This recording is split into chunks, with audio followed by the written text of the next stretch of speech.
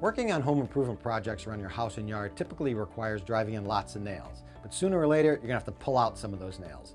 So I wanted to share with you 3 techniques that make it really easy to pull out virtually any nail. First, you've probably seen this technique where you use a block of wood as a fulcrum. It just provides quite a bit of extra leverage for pulling the nail out.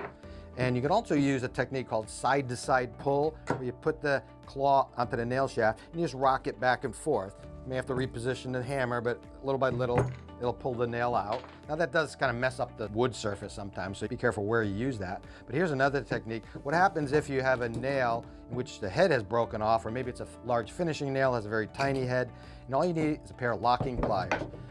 Lock the pliers onto the shaft, nice and tight like that, and then put the claw of the hammer. What you're essentially doing is prying up on the pliers, and the pliers will yank out the nail. So then you just pull back, pop out the nail. Simple Solutions is brought to you by Tite Bond, the Pro's Advantage.